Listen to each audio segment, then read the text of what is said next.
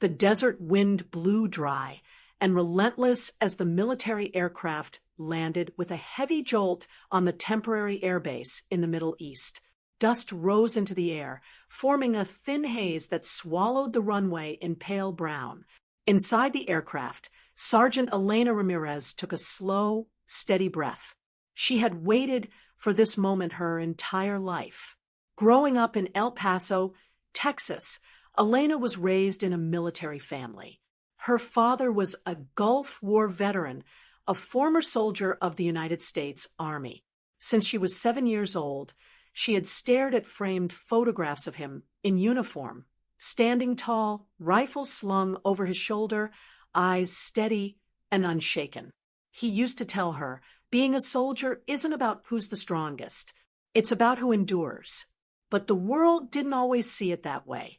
When Elena graduated from basic training and completed advanced infantry training, something that would have been nearly impossible for women just a decade earlier, she knew her greatest battle wouldn't only be against armed enemies. Before I continue the story, I'd like to ask you to press the subscribe button if you enjoy our community stories about the people of the United States. Don't forget to hit the like button as well. Please leave a comment and let us know where you're watching this video from. And if you have any experiences you'd like to share, feel free to write them in the comments below. All right, let me continue the story. It would be against doubt. The aircraft came to a complete stop. A green light flashed overhead.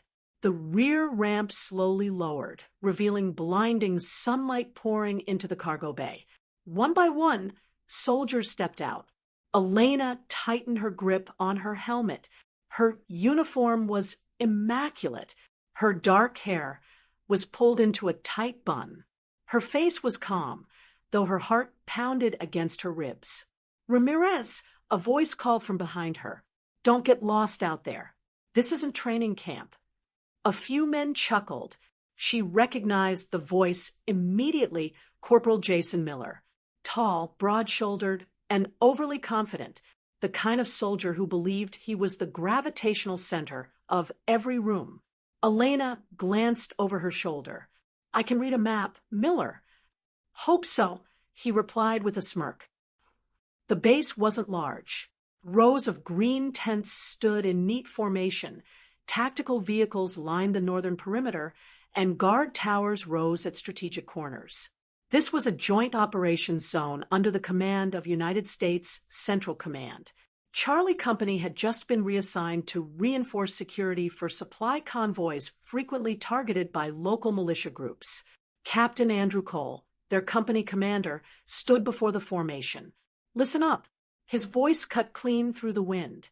"This region is unstable. IED threats are high. We're not here to play heroes. We're here to complete the mission and go home alive." His eyes scanned the ranks. For a fraction of a second, they paused on Elena. Not hatred, not encouragement, just assessment. She had grown used to that look. The first day passed in orientation and task assignments.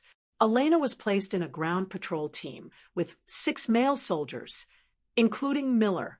Sergeant Tim Harris, their squad leader, carried himself professionally, but his tone shifted ever so slightly when addressing her. "Ramirez, you'll take rear position. Don't push too far forward. Focus on observation." Elena nodded. She knew what it meant. Don't cause problems. That night, whispers filled the tent. "Why does everything have to be inclusive now?" someone muttered. "If things go hot, can she carry a 200-pound casualty?" Another added. Elena pretended not to hear. She cleaned her rifle with practiced precision, movements smooth and controlled. In her mind, her father's voice returned. "Endure." Their first patrol came 2 days later. The sky was pale, the air already suffocating before the sun fully climbed. The convoy consisted of 2 Humvees and 1 logistics vehicle. Elena sat in the rear seat of the second Humvee, rifle resting ready in her lap. The radio crackled. "Alpha moving. Maintain 50-meter interval." Miller stood at the turret in the lead vehicle, appearing almost like a recruitment poster, confident composed, nearly arrogant. The first stretch of road was quiet. A dirt path split a small village that seemed frozen in silence. Children watched from a distance. Elderly men stood still, expressions unreadable. Then Elena noticed something. A pile of trash near the roadside. Ordinary at first glance, but a thin wire protruded slightly from beneath it. Her pulse spiked. She pressed her radio button. "Sergeant, halt! Possible IED at 2 o'clock. Silence. A faint chuckle echoed through the comms. "That's just garbage, Ramirez," Miller said. "Negative," she replied firmly. "There's a wire. It looks fresh." The Humvee slowed. Sergeant Harris muttered under his breath before ordering a full stop. Yodi was called in. 10 minutes felt like an hour. Finally, confirmation came through the radio. "Alpha, this is Yodi. Positive IED. Pressure-triggered device." The atmosphere shifted instantly. No more laughter. Miller turned slightly in his turret, glancing back at her, with a different expression this time. Sergeant Harris looked at her. Good catch. Just 2 words. But they carried weight. Respect, however, was not permanent. Back at base, murmurs followed her. Lucky guess. Anyone could have spotted that. Elena understood the pattern. When a woman succeeded, it was treated as an exception, never as proof. That night, she sat alone outside the tent, staring at a sky overflowing with unfamiliar stars. She pulled a small cross necklace from beneath her uniform, her father's old one. She didn't want to be good for a woman. She wanted to be the best soldier. Period. On the 3rd day, they conducted casualty evacuation drills. Simulated firefight. A downed soldier had to be carried 200 meters under time pressure. The simulated casualty was Miller. "Well, Ramirez," he said mockingly, lying on the ground. "Show me what you've got." The whistle blew. Elena moved immediately. She dropped low, positioned herself correctly, and executed a clean fireman's carry using proper leverage and balance. He weighed nearly 200 pounds, but technique mattered more than brute strength. She lifted him, step by step. The sand fought her footing. Sweat stung her eyes. But she didn't slow down. When she crossed the finish line, she lowered him carefully. Their time ranked 2nd fastest in the entire company. Sergeant Harris gave a low whistle. "Not bad." Miller was silent for a moment before saying, "Okay, that was solid." It was almost a compliment. The real test came that same night. Sirens screamed without warning. Incoming. Mortar attack. The first explosion shook the ground violently. Dust and debris filled the air. Lights flickered out. Elena sprinted toward the communications bunker as trained. The second blast landed closer. Then she saw him, Private Collins, frozen in the open. Without hesitation, Elena broke from cover and ran toward him just as a 3rd mortar detonated nearby. The shockwave rattled her bones. She tackled him to the ground. Her ears rang. The world slowed. She dragged Collins toward a concrete barrier. "Move. Stay with me," she shouted. He was trembling, but alive. When the attack ended, damage reports were taken. No fatalities. 2 minor injuries. Captain Cole approached her. "I heard you pulled Collins out." She nodded once. He studied her more carefully than before. "Good work, Sergeant." This time, it wasn't routine acknowledgement. Later that night, the mood inside the tent had changed. No whispers, no snide remarks. Miller sat across from her. "I was wrong about you," he admitted quietly. "You're solid." Elena met his gaze. "I'm here for the same mission as everyone else." She didn't smile. She didn't need to. This was only the beginning. Respect in the military wasn't earned once. It was earned daily. But under that foreign desert sky, For the first time since arriving, Sergeant Elena Ramirez stood just a little taller. The desert had a way of revealing cracks, both in the earth and in people. 3 weeks into deployment, Charlie Company had settled into a rhythm. Patrol, convoy escort, perimeter watch. Repeat. The days blurred into heat and dust, the nights into brief, restless sleep. But routine never meant safety. Under the command structure of United States Central Command, their sector had recently seen increased militia movement. Intelligence suggested coordinated probing attacks, testing response times, mapping blind spots, looking for weakness.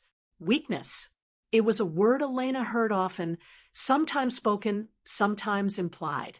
She was cleaning her rifle outside the maintenance tent when Miller approached, helmet tucked under his arm. "You hear?" he asked. "Hear what?" "New route assignment. Northern Pass. Narrow roads. Bad visibility." Elena nodded. "Choke points." "Yeah," he said. "Perfect place for an ambush." There was no mockery in his tone this time, only calculation. Their squad leader, Sergeant Harris, gathered them shortly after. "Listen up. Intel reports possible weapons transfers moving through the Northern Pass. We escort a supply convoy through at 0600 tomorrow. High alert. IED probability elevated. Expect contact."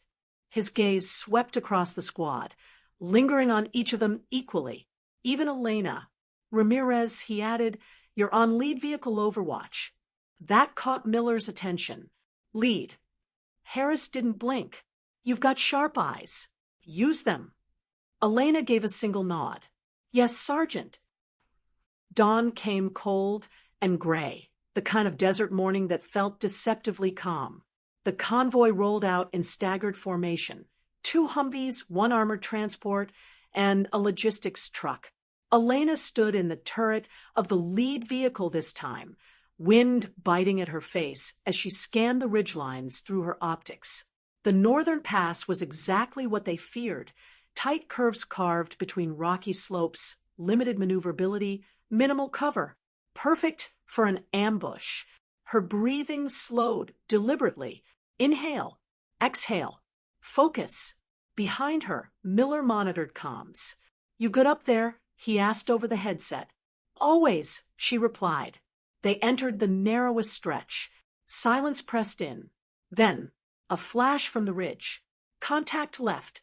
Elena shouted. Gunfire erupted, ricocheting off armored plating. Dust exploded into the air. Miller swung the turret gun toward the ridge and returned fire in controlled bursts. "Multiple shooters," he yelled. Elena tracked movement, 3 figures repositioning higher along the rocks. She adjusted her aim and fired. 1 silhouette dropped. "Target neutralized," she called. The convoy halted, driver seeking partial cover against the slope.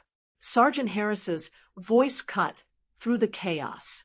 "Ramirez, can you see a secondary?" She scanned quickly. There, a glint. Not gunfire. Metal.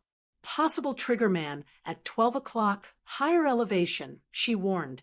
A split second later, an explosion detonated 30 meters behind the convoy, too far to cause major damage. Too late for the trigger. "Good catch." Harris barked. The firefight lasted less than 5 minutes. When it ended, the attackers had retreated into the hills. No casualties, but the message was clear. They were being studied. Back at base, debriefing was intense. Maps were spread across folding tables. Drone footage replayed on a monitor. Captain Cole stood with arms crossed, analyzing every second. "You reacted fast," he said, addressing the squad. His eyes moved to Elena. Lead vehicle overwatch performed exceptionally. Miller leaned back in his chair. "She called the trigger man before he detonated close enough to flip us." Cole nodded once. That likely prevented vehicle loss. Elena remained silent. Praise still felt unfamiliar, like a uniform not fully broken in. After dismissal, Harris approached her privately. You handled pressure well today, he said. Some soldiers freeze their first real ambush. She met his gaze. I didn't feel like freezing. He studied her carefully. Confidence is good. Overconfidence gets people killed. Yes, Sergeant. As he walked away, she understood something important. Respect was growing, but scrutiny remained. That evening, tension simmered in the barracks tent.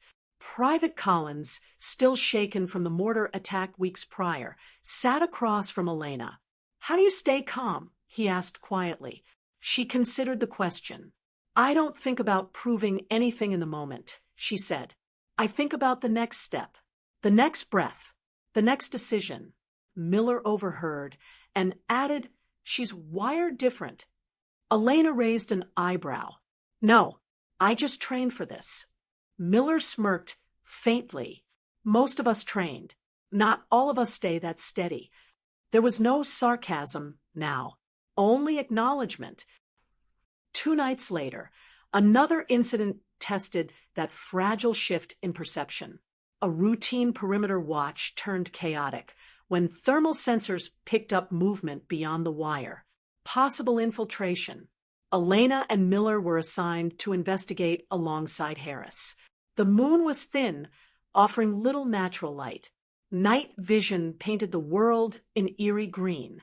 They moved slowly along the perimeter fencing. Then, a sudden metallic snap. Tripwire. Down. Harris ordered. An explosion detonated near the outer fence, smaller than a mortar but powerful enough to disorient. Gunfire followed immediately from beyond the perimeter. Elena took cover behind a concrete barrier, scanning for muzzle flashes. I've got one at 2 o'clock, she called. She fired in short, controlled bursts. Miller shifted position, but as he moved, a bullet struck the ground near him. He stumbled backward, hitting the dirt hard. Miller! Elena crawled toward him under fire. I'm hit, he started, panic creeping into his voice. She checked quickly. No blood. The round had struck his plate carrier, but failed to penetrate. You're fine, she said firmly. Stay low. Gunfire intensified. Harris was pinned behind limited cover. Elena made a rapid calculation. If they didn't suppress the shooters, they could breach the fence. I'm flanking right, she announced before waiting for permission. Ramirez, Harris began, but she was already moving. Using the uneven terrain as partial cover, she repositioned 10 meters east, gaining a better angle on the attackers' silhouettes. She steadied her breathing. 1 shot, 2nd shot, 3rd. The firing from outside slowed, then stopped entirely. Silence fell again, broken only by the ringing in her ears. Backup arrived minutes later. The infiltrators had retreated, leaving behind equipment and blood trails. Back inside the perimeter, Miller sat upright, still catching his breath. You didn't hesitate, he said to her quietly. Neither should you, she replied. He shook his head. No, I mean, you moved without waiting. She met his eyes. There wasn't time. Harris approached, expression unreadable. You disobeyed direct hold position, he said. Elena stood straight. Yes, Sergeant. A pause stretched between them. Then, but your maneuver prevented a breach. Another pause. Next time, signal clearer before moving. Understood. Yes, Sergeant. It wasn't punishment. It was acknowledgement disguised as correction. Later that night, word had spread. The whispers were different now. Not doubt, not mockery. Stories. Ramirez flanked under fire. She took down 3. She saved Miller's ass. Elena sat on her cot, boots off, exhaustion settling into her bones. For the first time since deployment, she wasn't fighting for a place in the squad. She was part of it, but she also sensed something deeper, shifting beneath the surface. Some of the men respected her now. Others resented the fact that they did, because every time she proved herself, it challenged something they had believed unquestioningly, that this job belonged to them more than it did to her. Outside, The desert wind howled through the wire fencing. Inside the tent, Miller tossed her a canteen. "You know," he said casually, "if you keep outperforming us, you're going to make the rest of us look bad." Elena took a sip. "Then get better." For a brief moment, the entire tent laughed. Not at her, with her. And somewhere between gunfire and grudging respect, the fault lines were beginning to shift. The desert changed color at dusk. Golden light bled into deep crimson as the sun disappeared behind jagged ridgelines. Shadows stretched long across the base perimeter, swallowing vehicles, tents, and watchtowers in slow-moving darkness. For Charlie Company, dusk was the most dangerous hour. And tonight, tension lingered heavier than usual. Intelligence reports from higher command, relayed through United States Central Command, warned of a possible coordinated assault in their sector. Not a probing attack, not a scattered ambush, something bigger. Inside the command tent, Captain Cole stood before a digital map projection. Red markers dotted the northern and eastern routes. "We've intercepted chatter," he said firmly. "Militia elements are regrouping, likely targeting supply disruption. They've adapted to our patrol patterns." His eyes moved to the squad leaders. "That means we adapt faster." Sergeant Harris glanced at Elena briefly before turning back to the map. "Sir, request authorization for unpredictable rotation patterns and expanded overwatch positions." "Approved," Cole replied. "And one more thing. I want a secondary quick reaction team on standby at all times." A murmur passed through the tent. QRT assignments rotated among experienced soldiers. This time, Harris spoke without hesitation. "I want Ramirez on QRT." The air shifted. One lieutenant raised an eyebrow slightly. "She's only been in theater 3 weeks." Harris didn't flinch. "She's earned it." Captain Cole considered for a moment, then nodded. "Make it happen." Elena didn't smile when she heard the news, but inside, something steadied. Being assigned to the quick reaction team wasn't just about skill, it was about trust. The QRT moved when situations escalated beyond control. They were the line between containment and catastrophe. That night, she checked her gear twice. Miller approached her quietly. "QRT, huh," he said. "Looks like it." He leaned against a crate. "You nervous?" Elena paused. Not about the mission. He studied her. About what, then? She met his gaze evenly. "About making a mistake that proves everyone who doubted me right." Miller didn't joke this time. "They're running out of reasons to doubt." Before she could respond, the alarm cut through the air. Not mortar, not perimeter breach. Convoy under attack. Radio chatter exploded inside the base. Bravo convoy taking fire. Multiple RPGs. Vehicle disabled. Captain Cole's voice came sharp over the command channel. "QRT deploy now." Adrenaline flooded Elena's system. She moved without hesitation.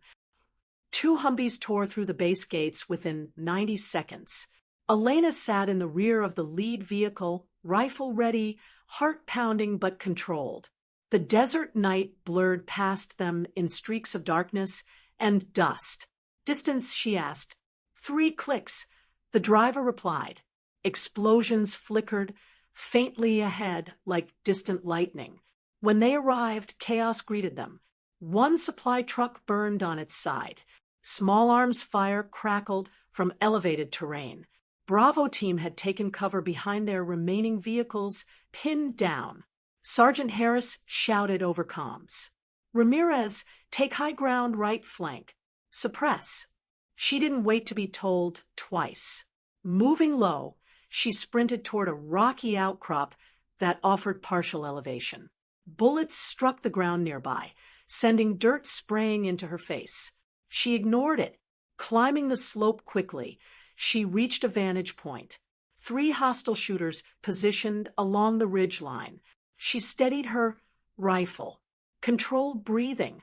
One target down. Shift. Second target wounded. Crawling. Third retreated. Right flank suppressed, she called.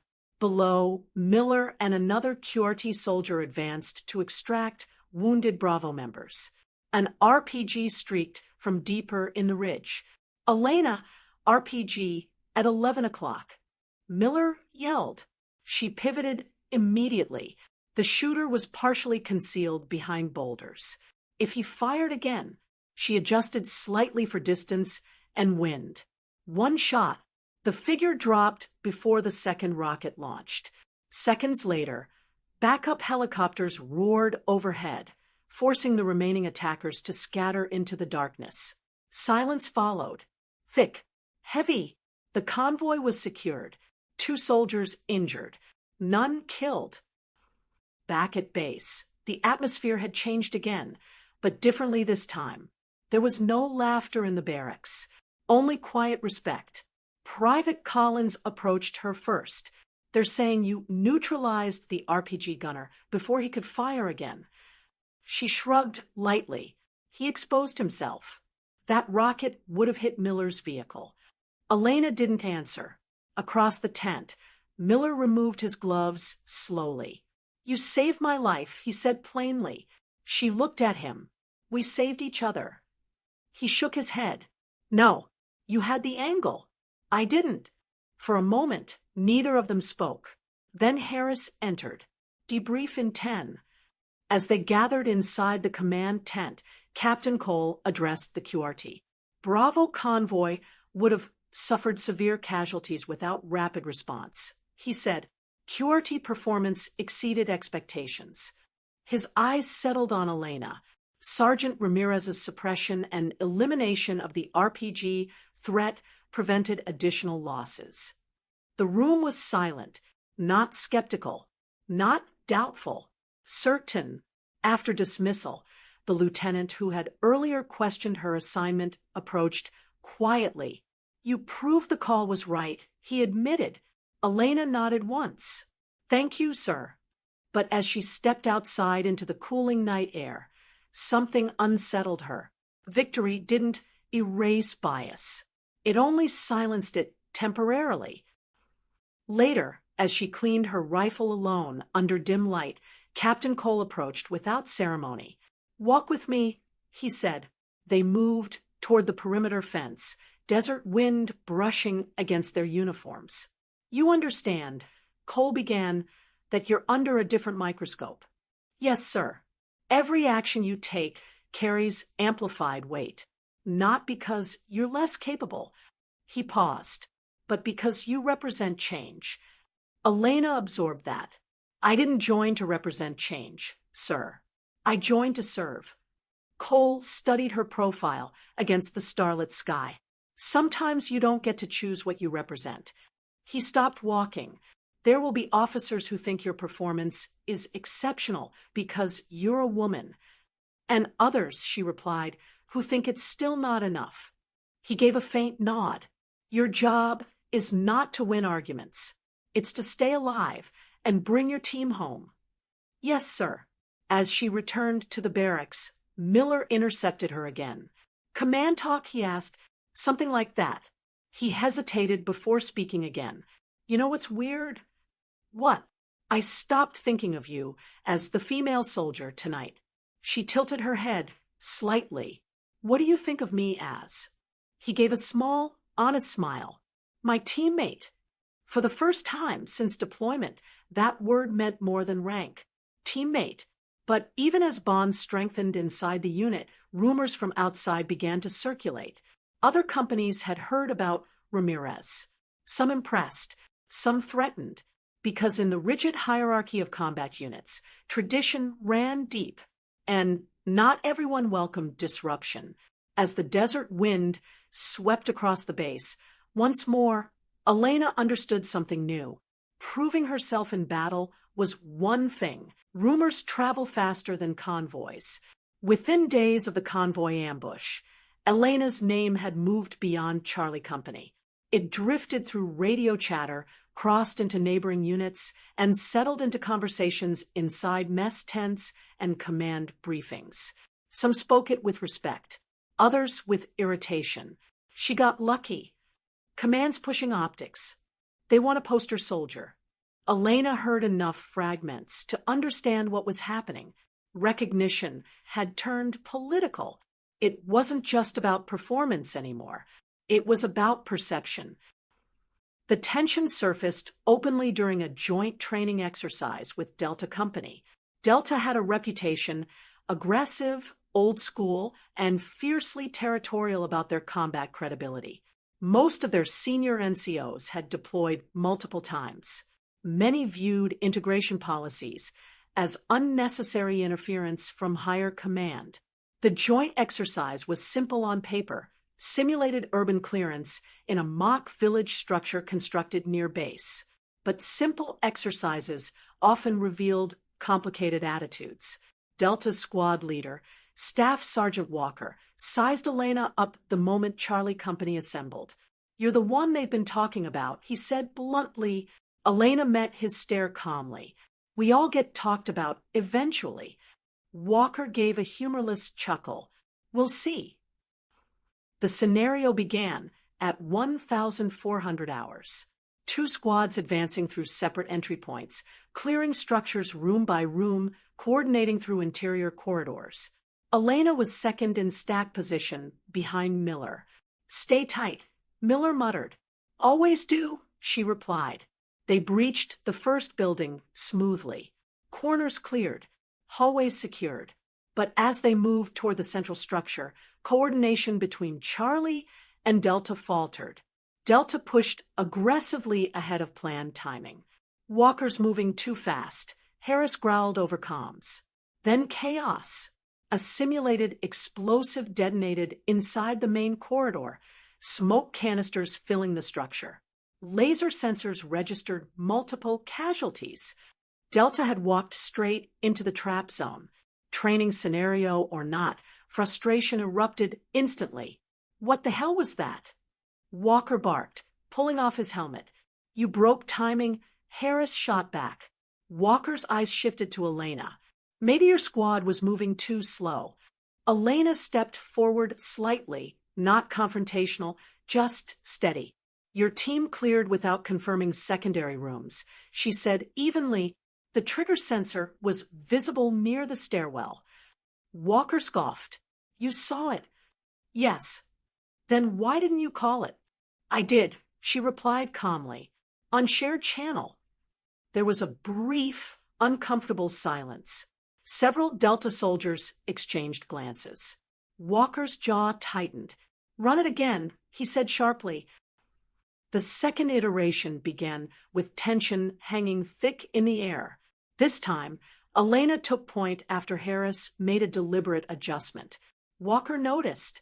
"You putting her up front?" he asked with faint disbelief. Harris didn't hesitate. "Yes." The breach signal came. Elena moved with controlled precision, weapon up, scanning high and low. Her movements were economical, efficient. She signaled hazards before they became problems. At the stairwell, she halted abruptly. Laser trip sensor, partially concealed along the left wall. She raised a closed fist. "Trap," she called. Walker stepped up beside her. For a moment, pride warred with practicality in his expression. Then he nodded once. "Good catch." They rerouted successfully, cleared the remaining rooms without incident. Exercise complete. No simulated casualties. Outside the structure, helmets came off. Sweat streaked through dust-covered faces. Walker approached Elena again. "You don't hesitate," he said. "No. You trying to prove something?" She held his gaze. "No. I'm trying to keep people alive." Something in that answer landed differently. Walker studied her, not as an outsider, not as a political symbol, as a soldier. "You've deployed before?" he asked. "First combat deployment." She replied. He nodded slowly. "Doesn't show." It wasn't praise, but it wasn't dismissal either. It was acceptance on professional terms. Later that evening, back in Charlie's barracks, Miller tossed his gloves onto his cot. "You just embarrassed Delta," he said. That wasn't the goal. Doesn't matter. It happened. Elena sat down heavily, exhaustion creeping into her shoulders. You know, this makes things harder too, right? He continued. How? The better you perform, the more some guys feel threatened. She looked at him. Why? He hesitated before answering honestly, because if you're better, or even equal, then it forces them to question everything they've believed about who belongs here. That truth lingered between them. Belonging. It had always been the quiet battlefield beneath the visible one. The real fracture line revealed itself 2 nights later. Intel suggested an internal leak, someone feeding patrol pattern information to militia contacts. Too many ambushes had been too precise. Command began quiet investigations. Paranoia seeped into daily operations. And in uncertain environments, bias often resurfaces. During a briefing, one junior officer muttered under his breath, "Just loud enough. Maybe we've been too focused on image instead of security." The implication hung unspoken but obvious. Elena felt eyes shift subtly in her direction. Captain Cole's voice cut through the room like a blade. Any suggestion that one of my soldiers compromises this unit will be supported by evidence or not spoken at all. Is that clear? Silence. Yes, sir. The officer avoided eye contact. After dismissal, Cole called Elena aside. You're going to feel pressure from this, he said. I already do. He studied her carefully. Internal investigations make people defensive. Defensive people look for easy targets. I won't be one, she replied. He held her gaze for a long moment. I know. That quiet certainty mattered more than public praise. That night, Elena lay awake longer than usual. Outside, generators hummed. Inside, the tent was still. She thought about the layers of battle she was fighting, the enemy beyond the wire, the skepticism within the ranks, the expectations from command, the weight of representation she never asked to carry. For the first time since deployment, fatigue pressed deeper than physical exhaustion. It wasn't gunfire that drained her. It was the constant proving. But then she remembered the convoy, the RPG, Collins frozen under mortar fire, Miller's plate carrier absorbing a round. These moments were real. And in those moments, no one cared about optics. They cared about survival. She exhaled slowly. Tomorrow would bring another patrol, another test, another line to cross. And whether they liked it or not, she wasn't going anywhere.